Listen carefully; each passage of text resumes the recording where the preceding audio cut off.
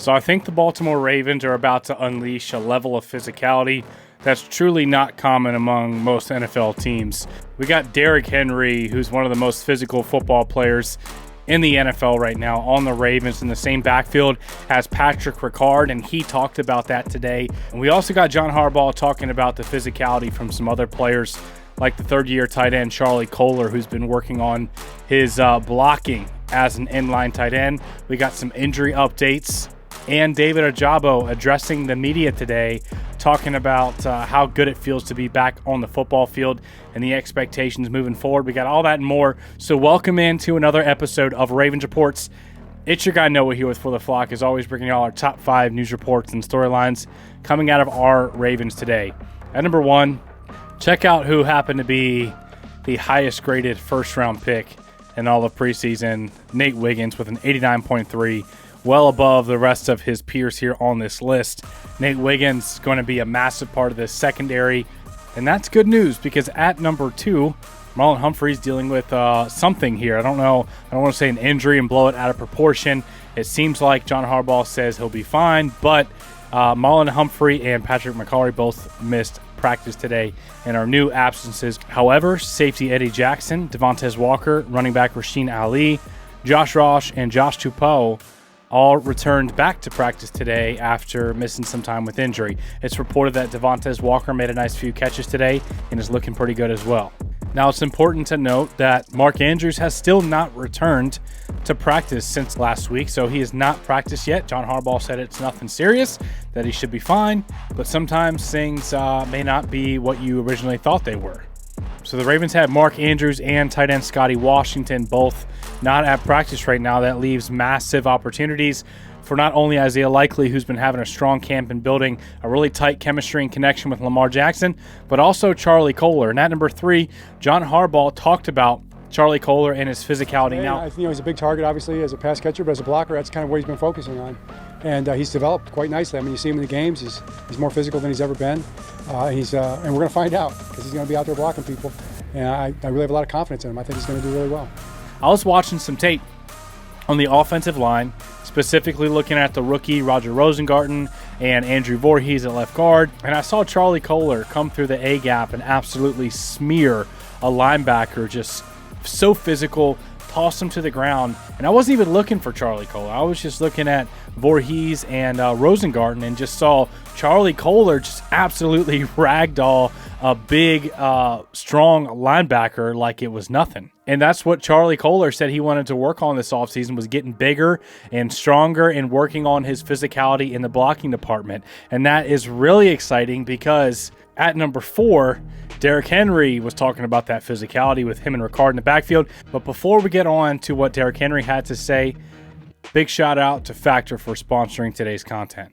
So I just want to give a huge thank you to Factor for sponsoring today's video. I gotta tell you, as soon as I tried my first Factor meal, I was absolutely sold. These are fresh, never frozen meals. Factor takes the stress out of healthy living. They provide fresh, ready prepared meals that support even the busiest of lifestyles. You guys know I got 3 kids, 1 on the way. I'm a business owner, just transitioned out of the Marine Corps, heavily involved in our church and a bunch of other things right now where I'm very, very busy.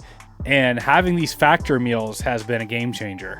You guys know how expensive takeout can be, so you can skip the overpriced takeout trap. Factor is cheaper and way more delicious. You get chef-crafted, restaurant-quality meals delivered right to your door.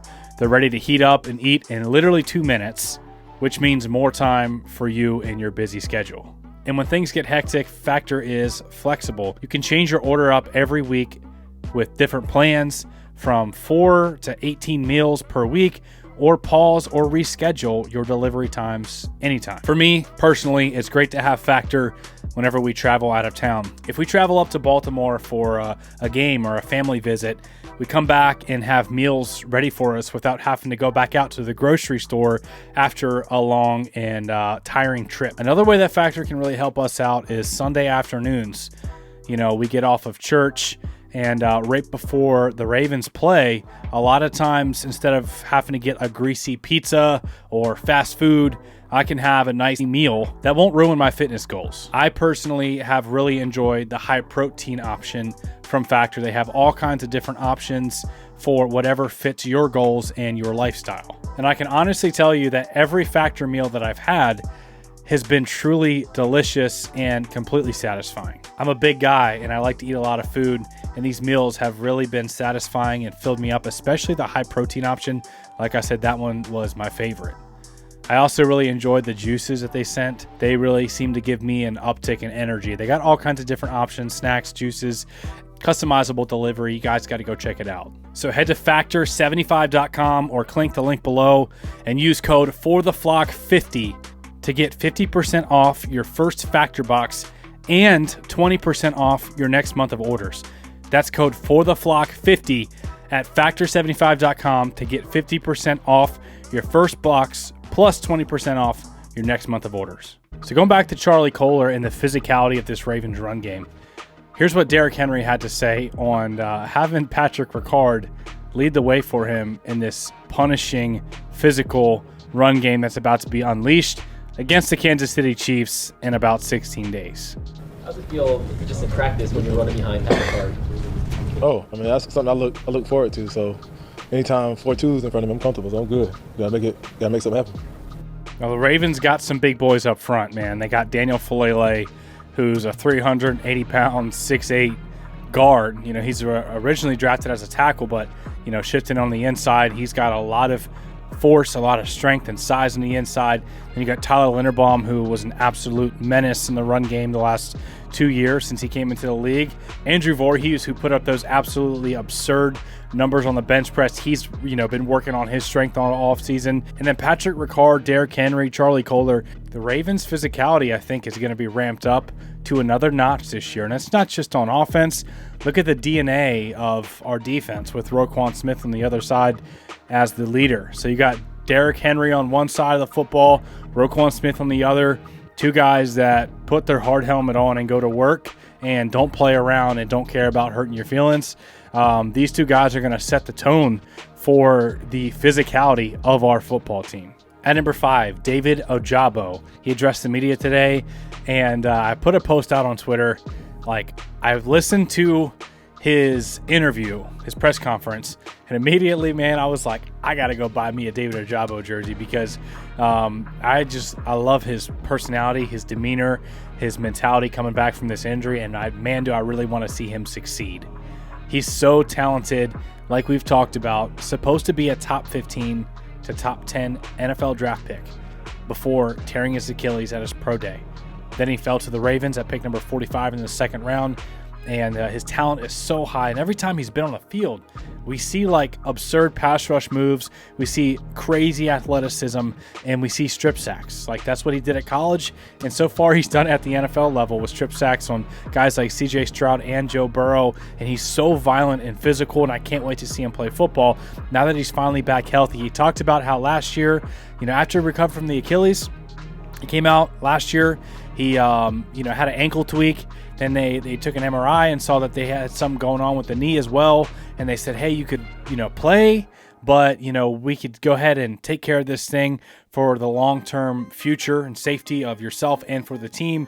Let's just go ahead and knock it out. So he got the surgery on the knee, and now he's 100% fully back, and you saw him being an absolute menace as a pass rusher on against the Atlanta Falcons in preseason. Now he's going to carry that into the regular season, and I think him and Odafe Owe are going to cause a lot of issues for offensive tackles, especially under the tutelage and development of Chuck Smith. Here's what David Ojabo had to say about ramping back up from that injury. He talked about having God in the forefront, his family and his friends to help him get through it. And he also talked about how it feels good to be needed, that the Ravens have high expectations for him and really need him to be a pass rusher and be a player on the defense this year. Here's what he had to say. Nah, it doesn't surprise me because I know the type of player I am, and you just got to go out there and, put it on tape, honestly, and I know the work I put in too, so, the work always comes to light. Oh, man, just stay prayed up. I have a very strong family. I have a good, base around here. Dafe, it's like my brother. Beaks, like my brother. So I live through them. Just them three things, man. God, family, friends. Like I really honed in on that. And of course the work, man. You know, nothing comes easy. So I just put my head down and work. That's all I know. So, you know, I'm right back. Yeah, man, it was tough. And, you know, like I said, it's what I do for a living. So to not be able to do that, you know, and kind of being out of your control, you know, that's when you just lean on God, lean on your family, lean on people around you, and just know that everything will work out for good. And man, there's no better feeling than that. You know, we all want to be, you know, feel like we're special, feel like, you know, we're dependent on, and, you know, it's on me to put in the work to make that, you know, vision come to life. So it's a blessing, man. You know, everybody wants to be wanted, you know, and to know that this team wants me and wants me to be successful, you know, it's a blessing, man. All right, guys, if you got any value out of today's content, man, make sure to smash the like button. It really helps out the channel. The Ravens are heading out to Green Bay tomorrow to have a joint practice with the Packers before having their final preseason game, and then it's for real against the Kansas City Chiefs. I'm fired up for the season, man. I love you guys. I appreciate y'all. Thank y'all for tuning in, and we'll see you in the next video.